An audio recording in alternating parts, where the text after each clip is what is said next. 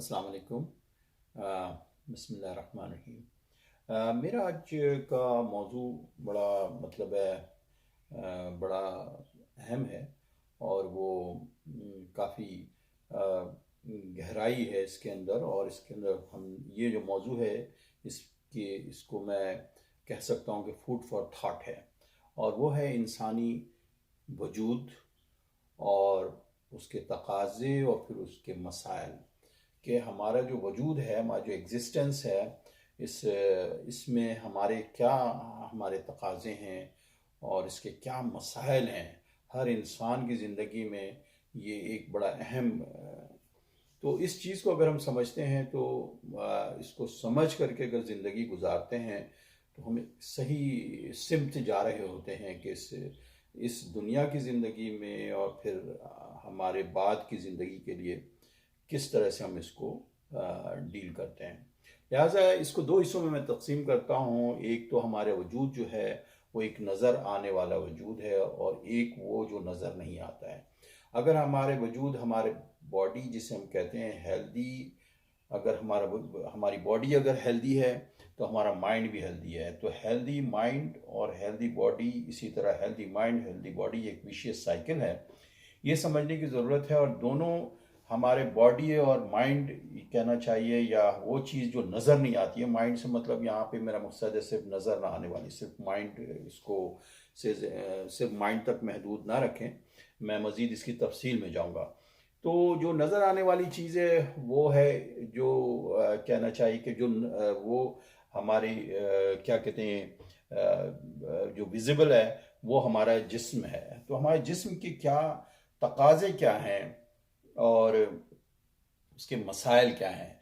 तो हम एक बेहतर हेल्दी जिस्म के लिए या सेहतमंद जिस्म के लिए हमें अच्छी खुराक, हमें साफ़ पानी और हमारी अच्छी नींद होनी चाहिए। और इसके साथ साथ हम अगर अपने जिस्म को मूवमेंट में रखते हैं, एक्सरसाइज करते हैं, तो हम एक सेहतमंद जिस्म की तरफ जाते हैं। और उसके साथ साथ ये है कि एक सेहतमंद माहौल हो हमारे लिए और पुरअमन और पुरफ़ज़ा माहौल हो। ये सब कुछ हमारे एक ज़ाहिर की चीज़ें या विजिबल जो हमारे अंदर है उसकी मैं बात कर रहा हूँ। तालीम और आगही के ज़राए भी हों जिसमें कि हमें इस अपने इनर वर्ल्ड को देखने का हमें पता हो, और उसके अलावा जो है अनफस और आफाक यानी मज़ाहिर कायनात को, तो इसके लिए हमारे पास तालीम के ज़राए हों। और तालीम के ज़राए सिर्फ इंस्टीट्यूशंस सिर्फ सर्वाइवल के लिए नहीं हो कि हम अपने इकॉनमी के लिए सिर्फ तालीम हासिल करें।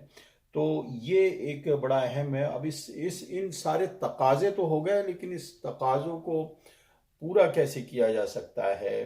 तो एक बेहतर इकॉनमी की बड़ी ज़रूरत है। अब इकॉनमी किस तरह हो, तो ये एक मसाइल। अब इसमें ये कि बड़े बड़े जो लोग आज तक गुजरे हैं, जिसमें कुछ लोग अगर किसी सोशलिस्ट से आप पूछेंगे तो जो मार्क्स के चाहने वाले हैं वो कहते हैं कि ज़िंदगी के मसाइल तो बस यही हैं कि आपकी इकॉनमी में मईशत है, इस दुनिया ही तक है। और अगर किसी बुधा के चाहने वाले को कहिएगा तो वो तो कहेगा पीस एंड ट्रैंक्विलिटी है असल। और अगर कोई नफ्सियात और जिन्स से मुतालिक अगर कोई बात करता है वो सेगमेंट फ्राइड को कहता है। तो बोले ज़िंदगी और इंसानी मसाइल जो हैं वो इन्हीं के गिर्द घूमते हैं। तो मैं इस सिलसिले में ज़िंदगी में अपने जवानी से के वक्त से हमने काफ़ी इसके ऊपर, इन चीज़ों के ऊपर काफ़ी डिस्कशन, हमारी काफ़ी डिबेट रही है। अब हम दूसरे हिस्से पे आते हैं कि इनविजिबल चीज़ जो है, जो हमारी ज़िंदगी में है, जिसे हम इनर वर्ल्ड कहते हैं, जो हमें नज़र नहीं आती लेकिन उसकी ताकत जो है, यानी सबसे अहम जो जो ताकत है जिसे हम कहते हैं थॉट, हमारी सोच। जब हम सोचते हैं तो हमारा एग्जिस्टेंस है, अगर हम सोचते ही नहीं तो हमारा एग्जिस्टेंस नहीं। इसीलिए हम कहते हैं I think therefore I am. हम सोचते हैं तो हम हैं।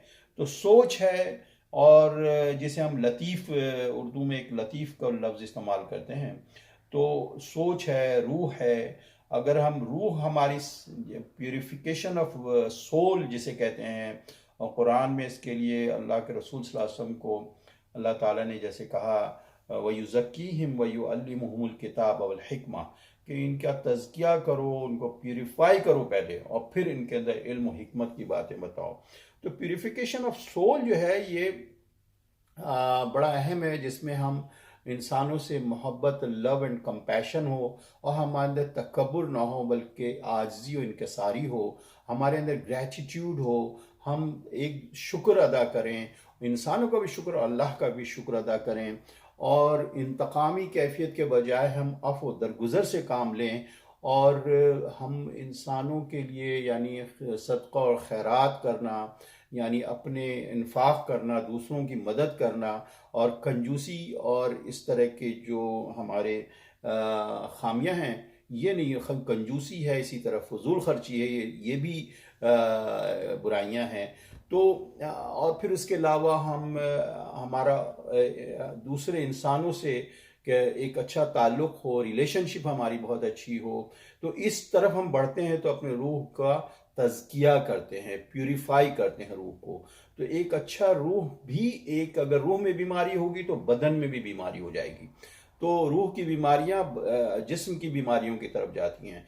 तो इसी लिहाज से हम ये कहते हैं कि रूह है, फिर आपके नफ्स है, और नफ्स एक स्ट्रगल है जिसमें एक मरतबा अल्लाह के रसूल सल्लल्लाहु अलैहि वसल्लम कहते हैं कि हम किसी जंग से वापस आए तो वो ये कहते हैं कि जहाद असगर से तो हम आगे, अब जहाद अकबर है। जहाद अकबर एक मुसलसल नफ्स का जो स्ट्रगल है, ये एक जहाद अकबर में से है। इसी तरह दिल और दिमाग का इस्तेमाल हम अक्सर करते हैं। तो दिल जो है वो कहते हैं ला यनफ़उ इल्ला बिक़ल्ब सलीम, कि कोई भी चीज़ इतना फ़ायदा नहीं पहुंचा सकती जितना कि दिल अगर हमारा सलीम है और ठीक है।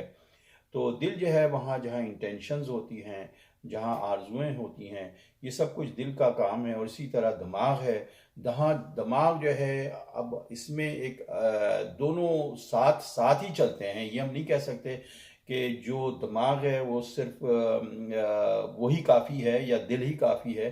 तो अल्लाह ताला ने हमें दोनों चीज़ें इसीलिए दी हैं कि हम स्ट्रैटेजी करते हैं। और दिल तो ठीक है, इमोशंस हैं बहुत ज़्यादा वहाँ, तो इमोशन को कंट्रोल करना भी दिमाग का काम है। इसमें कुरान में जगह जगह है, क्या तुम अपने अक्लों को इस्तेमाल नहीं करते हो? तो इंस्टिंक्ट के बजाय, जो इंस्टिंक्ट कहते हैं, यानी हम जो रिएक्शंस हमारे अंदर जो होते हैं उसको हम इंस्टिंक्ट कहते हैं।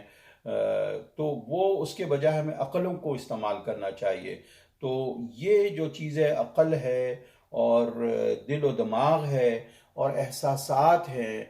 इंसान में अगर एहसास ही ना हो तो दूसरे इंसान का, तो वो कैसे इंसान कहला सकता है? कि लफ्ज़ इंसान जो उनसियत से बना और उसके अंदर एहसासात बड़ी अहम चीज़ है। कि इंसान और जानवर में जो फ़र्क है वो एहसासात का है। कि अगर किसी पे जुल्म हो रहा है और वो मज़लूम है, तो उसके लिए हमारे अंदर एहसास होना चाहिए, और इस मुआशरे में हमें मज़लूमों का साथ देना चाहिए और अम्र बिल मारूफ नही अनिल मुनकर करना चाहिए। तो ये सारी चीज़ें एहसासात में आती हैं। तो उसके अलावा अगर हम चलते हैं कि ये जो है क्या कहते हैं, तो लिहाजा ये जो इनविजिबल है, हमारा एक इनर वर्ल्ड है, जो कुरान में कहते हैं कि अनफस और आफाक जो है, इसकी ये जो गुत्थियाँ हैं, ये जो अजायबात हैं, अगर हम कुरान से ताल्लुक़ रखते हैं तो इन दोनों का इल्म हमारे अंदर हर लम्हे तगय्युरात हैं और हर लम्हे हमें एक नया इल्म मिलता है। तो लिहाजा एक मुतवाज़िन शख्सियत के लिए दोनों चीज़ें ज़रूरी हैं, जिसमें कि लेकिन अब उसके तकाज़े भी क्या हैं, हम किस तरह से इसको फुलफ़िल करते हैं।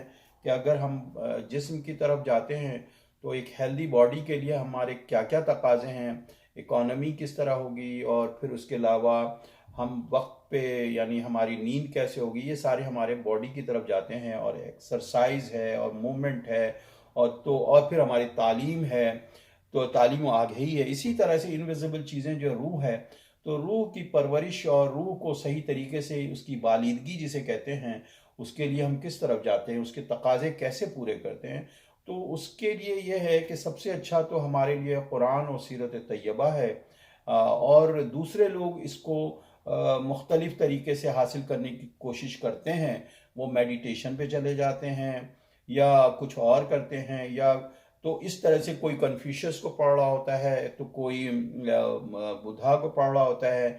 लेकिन ये हमारे पास तो एक बहुत बड़ी जो कुरान है, एक अजीम किताब है, ग्लोरियस कुरान है, जिसमें इन दोनों के अंदर एक तवाज़ुन हमें रखा गया है। कहा गया कुलू वशरबू, खाओ पियो सब कुछ करो, वला तुसरिफू, और ज़ाया ना करो। तो इस तरह से हमें मकसद है। और साथ साथ ये बताया गया अला बिज़िक्रिल्लाहि तत्मइनुल क़ुलूब, बेशक अल्लाह के ज़िक्र से ही दिलों को इत्मीनान होता है।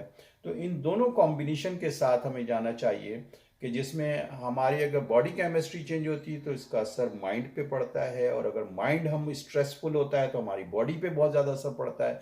तो ये दोनों चीज़ों का इस दुनिया में अगर हम एक बेहतर तरीके से ज़िंदगी गुजारते हैं, और तो इन दोनों के अंदर तवाज़ुन कायम करना ही असल सबसे बड़ी कामयाबी है कि हम किस तरह से इसमें तवाज़ुन कायम करें।